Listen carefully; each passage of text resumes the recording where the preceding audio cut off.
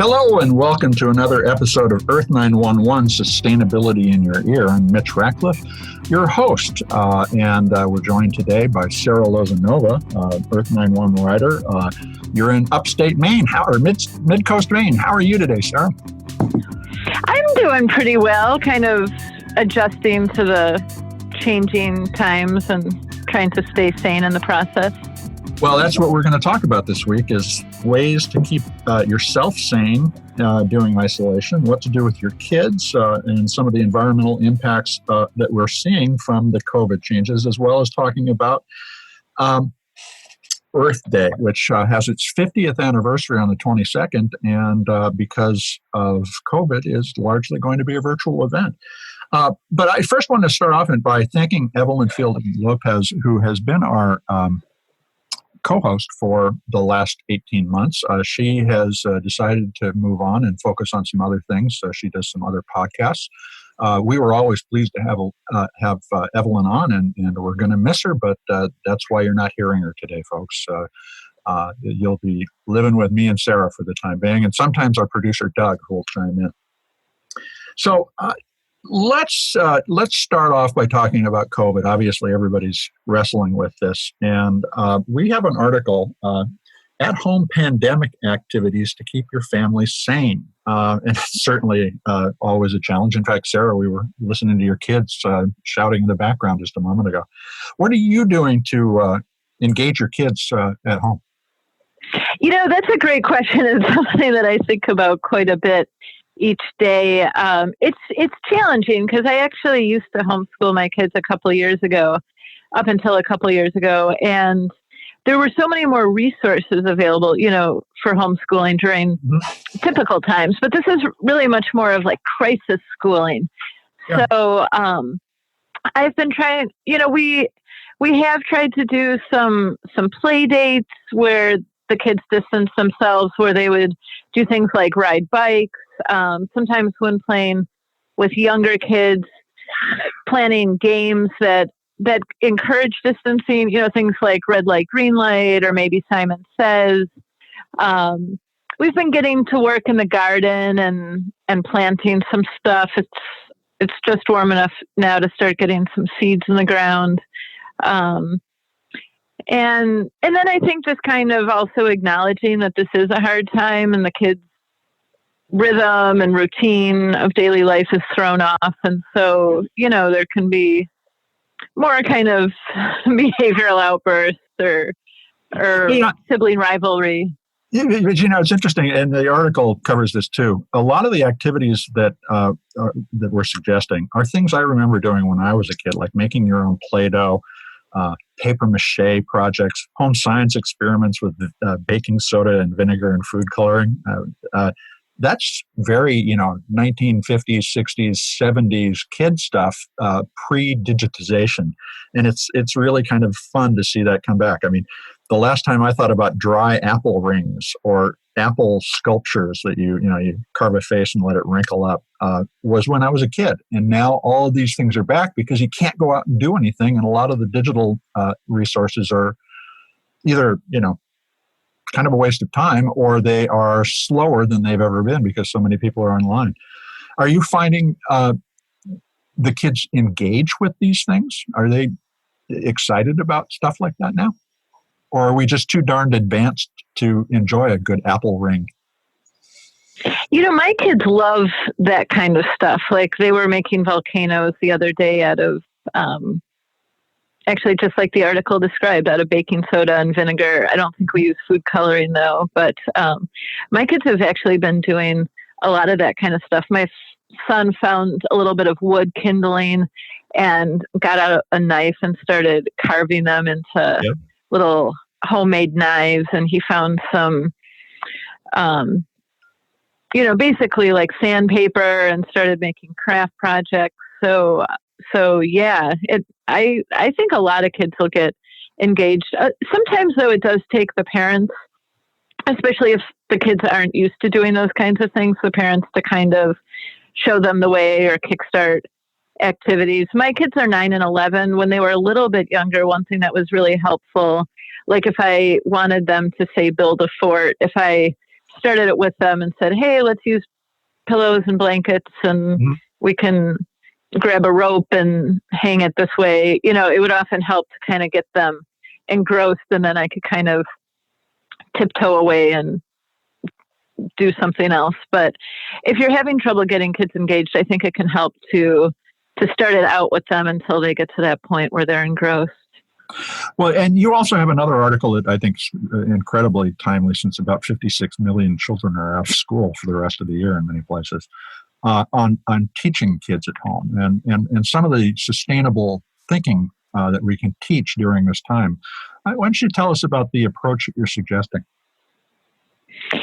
Yeah, well, one of the things that I find really helpful is to try to create a routine, because whatever routine people had before generally has really gotten thrown off. Pretty much everyone's routine has been thrown off. So as much as possible, I've been trying to create some sort of a routine. In my case, we tend to do academics in the morning, kind of less structured learning in the afternoon, and then just kind of playtime. So having a little bit of structure and routine and kind of a rhythm to the day, I find really helpful.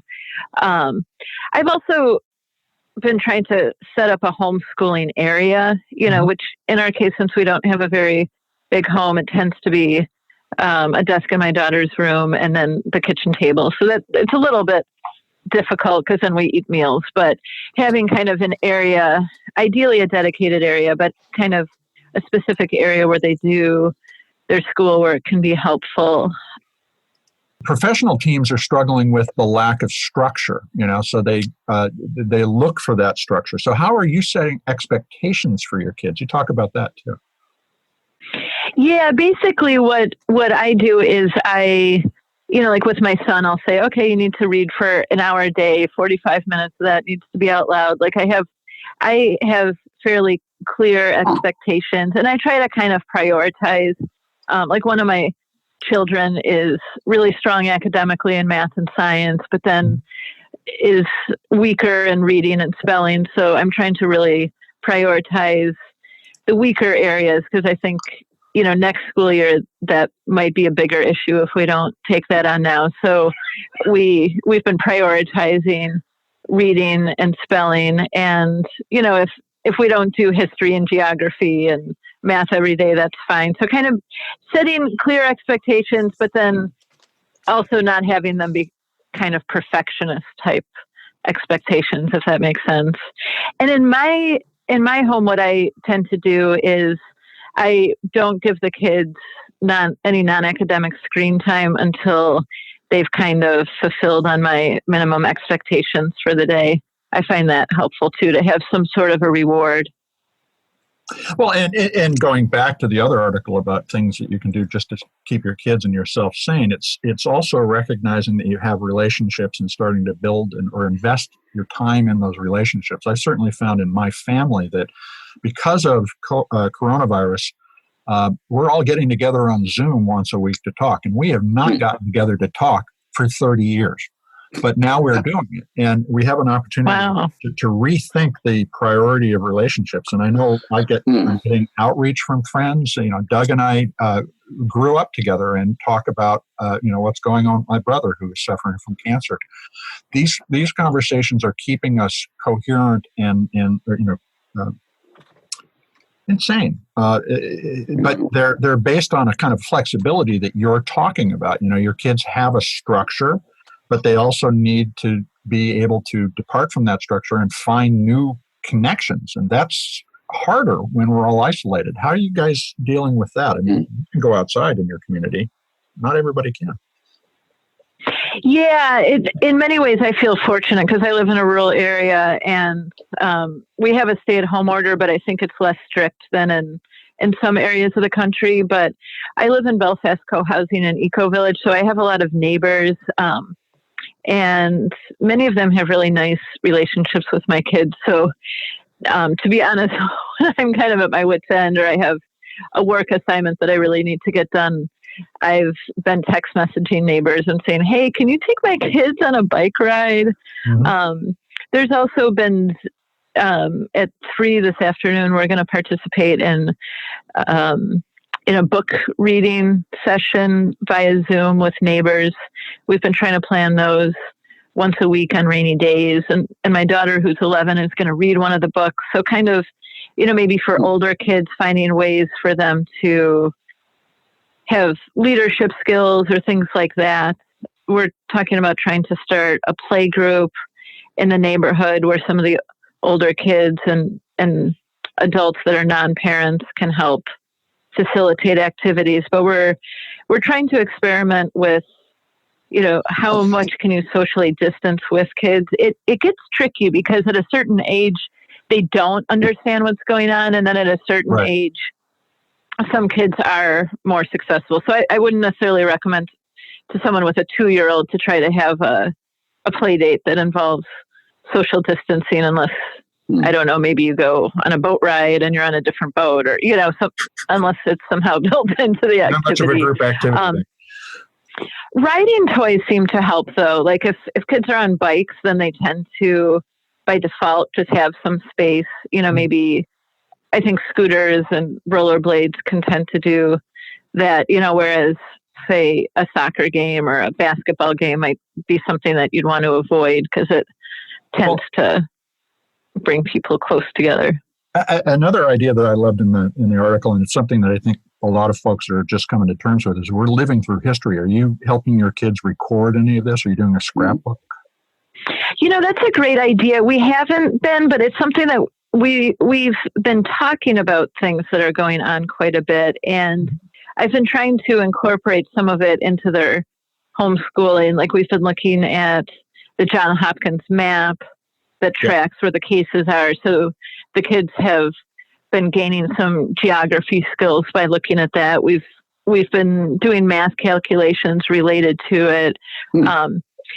I do find it a little hard because it is a very morbid topic, although there's many kind of bright spots in it too, like all the healthcare workers that are showing up for work day in and day out and really giving it their all. But I've also been trying to teach them about other, it's such a complex issue. So you can learn about things like inequality in wealth and access to medical care and all kinds of things through learning about this.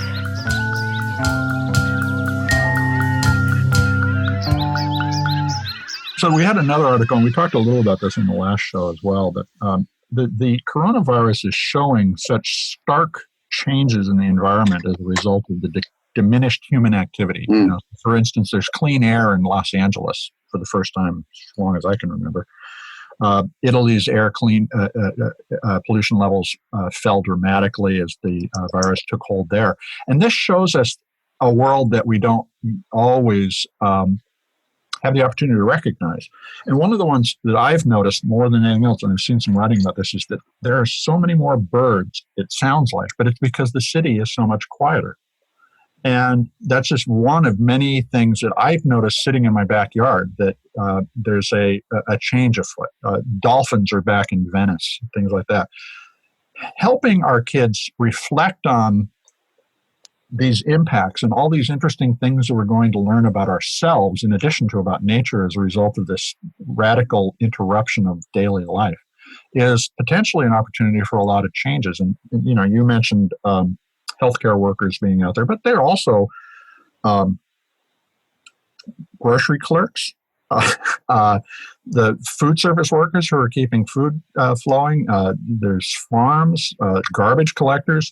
Recycling programs are struggling with worker safety because they're concerned about COVID or coronavirus on the recyclable materials. All of this is making us stop and consider. And if we can help our kids reflect on this, that can be the beginning of a generational change in addition to simply, taking advantage of what happened over the next year or two as we recover from this. What are you seeing in your environment, Sarah, that's different because we stopped being the industrial country we were?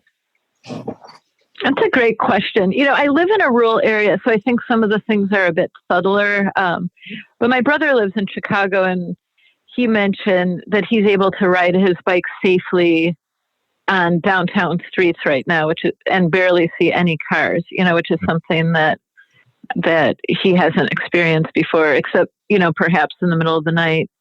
The things I've been noticing are more like my neighbors coming together. Like we've been consolidating shopping trips. So a lot of times now, if somebody's going shopping, they might text or email neighbors and say, "Hey, I'm going to the co-op. Does anyone need anything?" So as to cut down on our exposure, but also, in the meantime, we're also cutting down on our own individual emissions. So do you think that will stay in place as this passes? Can we think about that? It's a good question, because it does save a lot of time too collectively. It depends if we're thinking what's best for me, and what's best for me isn't necessarily picking up 5 boxes of food, instead of 1 and delivering them to porches. But if I look collectively, it's huge. It saves time and wear and tear on cars and exhaust and lots of things and all kinds of things. Yeah. So I think some of these structures that we're putting into place would be wonderful things to keep in place longer term. And that's interesting, to me. How do we think about what Earth911 does and how it supports people's progress as recyclers and in their sustainable living? But it likewise, just, around town, if one of these people goes down to do the shopping and eliminates 5 trips, that's a huge reduction in emissions, but it also saves everybody a little money on gas.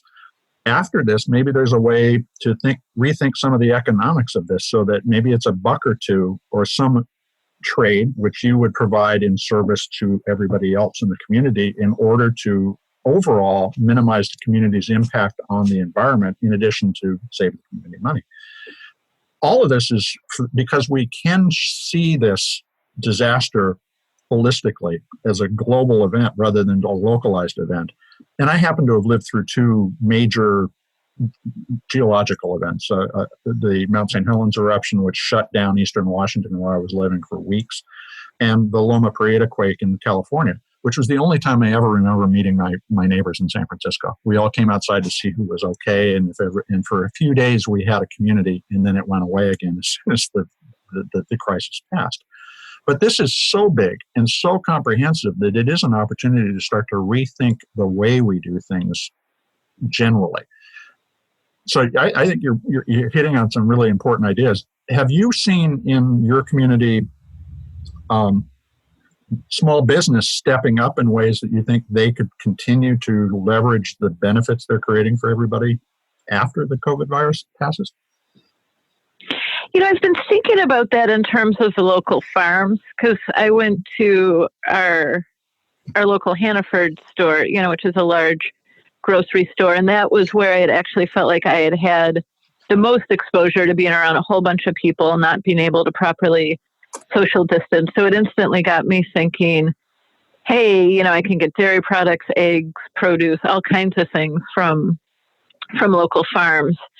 So I think that would be that's a way, and a lot of the farmers have really stepped up. Like they've set up programs where you can place orders online, have curbside pickup, where you pay in advance, things like that. So I've become a lot more aware of my local farms out of this. I tended to just kind of go to the farmer's market once a week and maybe a farm stand or 2, but now I'm much more aware of who in my county sells what and things like that. So I think that's a way, and I think it's a way that these businesses have really served us and really stepped up. But likewise, we can, I think we should continue to support these businesses beyond this. Another thing that I've seen too is, at least in my neighborhood, is neighbors just really coming together and helping each other, more than just purchasing food, but also checking on each other. And we have an agreement in our neighborhood, if anybody does get sick, like we can help with cooking meals, or even some of the medical professionals have offered to check on people. And that's a way to potentially avoid going to the doctor when it might not be absolutely necessary. But one of the lessons I've learned is just I think it's easy to feel like we're not interdependent on people, but ultimately we still really are. And in a time of crisis, some of us might have nuclear families and other people don't have that structure. So really having people around that you can lend a hand to and that can lend a hand back, I think is a huge resource to have. Well, I think that's something we're going to have to continue to think about, and we'll talk about here, obviously. Let's turn to the big collective event that is going to define April, too, and that's Earth Day. So Earth Day, as all of you, I hope know, is 50 years old in 2020. The first Earth Day in 1970 resulted in the creation of the Environmental Protection Agency, the Clean Water Act, and the Clean Air Act, all three of which transformed the environment in this country. And the goal for Earth Day 50 had been to get 1 billion people out to do activities around the Earth on behalf of environmental awareness. But of course, because of COVID, it can't happen that way. And we have a complete guide to Earth Day 2020 on the site. It was originally oriented around going and attending those events, but now you can participate remotely from your home online with a variety of Earth Day events, and you just have to go to the Earth Day site, which is at earthday.org, to find out more information about what you can do online. And if there is some kind of regional event, participate in that event, perhaps virtually. We had a lot of investment of time and effort in trying to track all these physical events, and then they went away. But we hope that this resource and a series of articles that Gemma Alexander has written for us about various activities that you can do in around Earth Day will help all of you celebrate. So, Sarah, what are you going to be doing for Earth Day this year, given we can't go march on behalf of the planet? Yeah, one of the things that we've been looking at, we have a townwide cleanup day. It's actually in May, though, but we've been talking about dispersing it over a longer time period and doing cleanup projects, and that's a great thing to involve children in. And I'm really interested in just checking out what kinds of things are on the site, because one thing that I've found fascinating about this pandemic is how many people have really taken it on and gotten creative and done innovative things, with Zoom or even with social distancing. So, or physical distancing, I think is a better term, but I think it's a great time to be creative and try new things. To be honest, I don't tend to get really into Earth Day, and I think it's because it's something that I'm really looking at every day, how to grow more of my own food, or, when can I bike to town instead of driving, or how to carpool. But you hit on a great point. This is an introduction opportunity for a lot of people who don't live this thinking all the time, and it's a doorway. So one of the Earth Day projects that I really think a lot of folks would enjoy getting involved in is called Foodprints for the Future, and it's about how to make changes in your environmental impact by shopping differently. And it's interesting. Earth Day is collaborating with a couple of different organizations to create this map of how our dining choices impact the planet. And so you can go to Earth Day and search on Foodprints for the Future to start participating. There's different tools for understanding what your choices do to the world. There's a lot of factoids that you'll be able to use in your conversations with your more resistant friends. And the organization with which they partnered, the Yale Program on Climate Change Communication, did a survey showing that only about 5% of Americans have committed to a vegetarian or vegan diet. Now, that's going to be a choice for everybody and to different degrees, but these tools will help you understand how making a small change, like getting rid of meat one day a week or every day but Saturday and Sunday, would really make a difference. And most of the time, we don't have a sense of if we do X, Y will happen. The Foodprints program helps you understand the real consequences of your decision. So I would urge everybody to take a look at that and get involved, because the goal had been 1 billion people in the streets. Let's get 1.5 billion or 2 billion people to start to think. And that is how Earth Day this year in this environment can be a critical moment in the environmental movement. Another thing that I think could be really helpful, most of us are just spending so much time at home right now. And so it's also really an opportunity to look at our homes. Like, do we have low flow shower heads in the bathroom, or are we using a lot of treated, municipal water to irrigate our gardens? Yeah, maybe we can put in rain barrel. We're putting a bidet in order to reduce our paper waste and toilet paper. Mm-hmm. Yeah, that's excellent. So I think one thing that would be a great thing for listeners to consider is there like one project like plumbing in a bidet or something like that isn't even a major project, but it might take an hour or two, but can really make a big impact, especially for years. Like something like a bidet can last years and save a lot of toilet paper. And it's kind of nice. I had only used a bidet in Europe. It's a different experience of using the bathroom. I won't go into any more detail than that.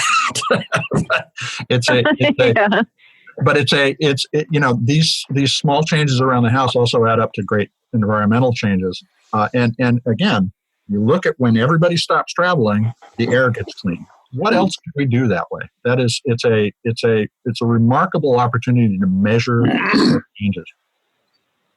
So everybody. Yeah, and spring break is coming up, and I was supposed to go on a little trip with my daughter, and obviously we needed to cancel that. But then it's even got me thinking creatively. Like I was thinking, well, I could hike from my home to a neighbor's property and maybe camp out by their creek. And it's something that I've toyed with doing, but I've never actually done. And so that's a great way to really cut our impact if we are thinking about, people that live in rural areas could even think about, basically like a staycation for spring break, like how to still make it fun and special, but without driving or flying somewhere. Well, and I think creating memorabilia from that, like we were talking about scrapbooking earlier, is one of the ways that we can memorialize that in a way that our children will be able to refer back to at various times. And hopefully this will be something where they'll recognize that we saw a change in society as a result of this challenge that we're facing. Absolutely. I think my sincere hope for this pandemic is that it can really be a turning point for humanity and really caring about each other, and then also looking at wasteful habits and unsustainable lifestyle patterns that we have. I think it can, anytime that you kind of have to slow down and then restart things, it's a tremendous opportunity for our society to really become a lot more sustainable and a lot more caring. Well, everybody who's listening, we hope you'll take the time to go take a look at the Guide to Earth Day and also to the Foodprints program. We have 5 articles about various aspects of the Earth Day project Foundation's efforts, and check it out. Pick something and invest a little time. It'll be more than rewarded, believe me. So that's the wrap on our conversation about the news stories this week.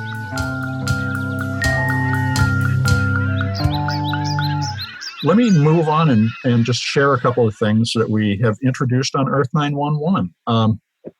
As of this week on Monday, of last week on Monday, we have introduced our first product recycling guides. And so we have been talking with brands about the importance of the first step in the recycling process. That is, consumers, all of us, making good decisions about what to recycle, how to recycle it, and the preparation of materials. And so Organic Girl, a maker of organic salads and salad dressings, is the first brand to help us develop a guide to how to recycle the packaging that they produce. So if you visit earth911.info, not .com, but .info, /organic girl, all one word, you'll see our new search interface. And so you can pick where you are, pick the product that you want to recycle, and you'll get both a map of local programs and an article explaining how to prepare it. This is something we want to bring to all sorts of products over the course of the next couple of years. We had just finished it when COVID struck, and we hope that we can survive the downturn that COVID has created in the world, in order to continue to develop this. But this is we hope a big step in the right direction in helping all of us make the right cleaning and preparation decisions. Just rinsing out a plastic bottle instead of throwing it in with the remainder of the soda or the lemonade or whatever in it is contamination and recycling. Mm. By having these companies help us articulate exactly what needs to be recycled. And in the case of Organic Girl, they have a mail-in program with TerraCycle where you can mail in some of their packaging in order to be recycled. They're actually investing to make sure that material is reused a second, a third, and a fourth time. And we're hopeful that you'll be able to rely on Earth911 for very specific guidance, not just how to recycle a product category, but a specific product, because everything is different. And the other thing we wanted to talk about is a couple of recent podcasts. So we had Eris Papadopoulos, who's the founder of the Resilience Action Fund, on the show last week talking about how to plan for resilient construction. He lives in Miami and talked about the king tides, which are washing out parts of downtown. But this is also true in all sorts of other communities where you face extreme weather, flooding from rivers, not from the ocean rising. And being aware as an individual of the consequences of where you locate your home is incredibly important to the sustainability of your entire community. It's just like with wearing personal protective masks during the COVID pandemic. You're not doing it just for yourself. You're doing it for everybody around you. Resilience and awareness about how and when and where we build, and transparency on the part of government and the builders to help us make good decisions is going to make our communities stronger and more capable of resisting the kinds of challenges that we know are coming because of climate change. So check that out. That's a great podcast conversation. We also talked recently with Ramp Rate about their Syzygy impact scoring program. And this is a primarily business-oriented service that helps companies determine whether their supply chain is sustainable or not, and to identify where their emissions are, where their raw materials impacts on the environment are, and to be able to start to surface all that to the people who make things. I think the next step after that is to surface that to all the people who buy things. And we're going to be participating as we can, trying to bring more information, obviously, like the product recycling guides. That's what this is all about. Changing what we pay attention to the way that our happy and prosperous lifestyle also threatens our future prosperous lifestyle if we don't make changes. So check out both of those.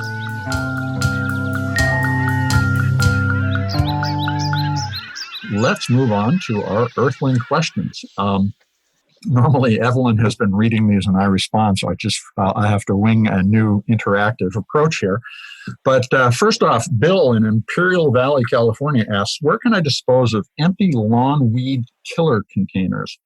How do you get rid of weed killer? And unfortunately, this is a problem because it's a household hazardous waste. It's not something that you can just dump in your recycling bin. You have to take this to a transfer facility where hazardous waste is handled. Household hazardous waste programs are not always available. They're often just offered on a, say, once or twice a quarter or year basis by a region. So you might have one household hazardous waste day in your locality once a year. The other thing is right now, household hazardous waste programs are shut down in many cases because of the COVID outbreak.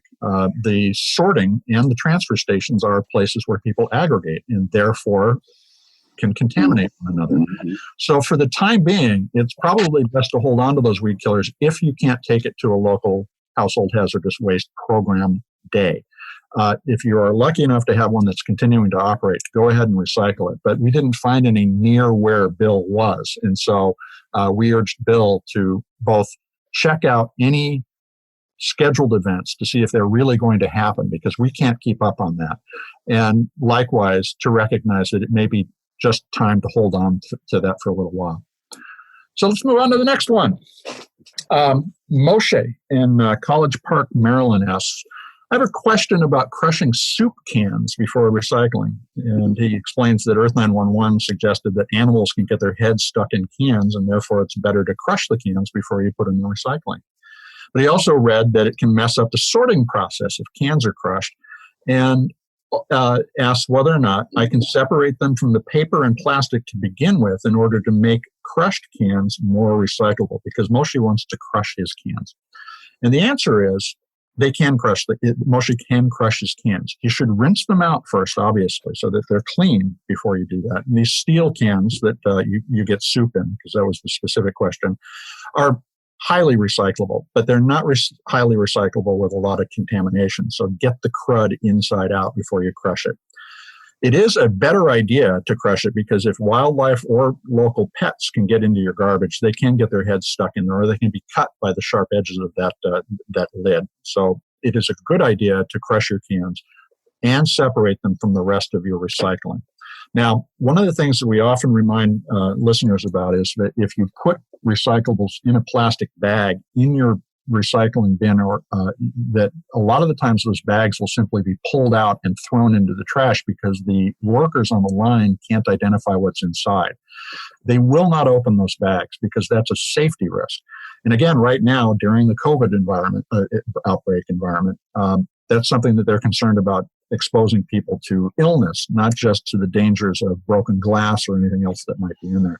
So put them into separate bins if you can. If you have multiple bins, one for paper, one for metal, one for plastic, put them in separate bins and set them out. But if you have a single bin, it's still probably going to be necessary to put them in all loose so that they can be sorted, because if you put them in a bag, they will very likely be thrown out rather than recycled at all. So we do recommend crushing the cans, and just be sure you wash them out, Moshe, you'll be all set. Last question today is Candy on Facebook asked a question. She runs a hair salon and would like to recycle the products that she uses in her daily business, which may be very slow right now, so that's why she's asking. Now, the challenge is there's no simple question to what can you recycle in a beauty salon, because like the household hazardous waste we were talking about before, many of the chemicals you use in hair dye and perms and things like that are hazardous waste. You can't just toss them in the bin. Mm-hmm. So you need to take those to household hazardous waste programs or business hazardous waste program, as well as with plastic bottles, shampoo, things like that.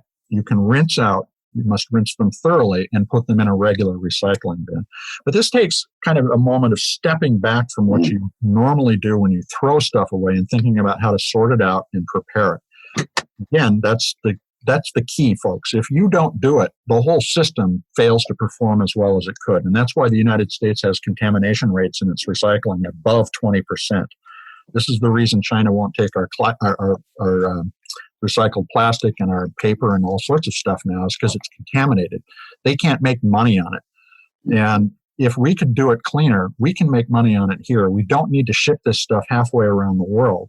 And it starts with folks like Candy stepping back from the regular process of throwing stuff in the trash and thinking about where it goes, how it needs to be prepared, and then we'll make a huge difference. And if you don't believe it'll make a huge difference if all of us take these small steps, look at how the world has changed over just 3 or 5 weeks because of people stopping doing things. It's the inverse of doing things, but it shows that our individual impacts are massive when we act together. So we're encourage Candy to start to recycle that stuff, but put together a little system. Create a set of bins so that it's easy and quick for you to do. Put those bins by somewhere you can wash stuff out beforehand so it's easy for your employees or for yourself to get it done. Every extra step, every hassle that you introduce into this process is going to encourage you to skip it. So think about how to make it as simple as possible. Learn those habits of mind and start to exercise them with a process that is easy and repeatable. And that will make it possible for your hair salon to be a lot more sustainable. So that's it. And, normally, Evelyn would be saying thanks for listening. But thank you, Evelyn, for your year and a half of service with Earth 911. And thank you all for listening to Sustainability in Your Ear. We hope that you'll tune in to us on iTunes, SoundCloud, Spreaker, iHeartRadio, YouTube, and of course at Earth 911. You can always send us feedback. We want to hear from you at feedback@earth911.com. So we'll see you next time. Folks, stay safe and stay well.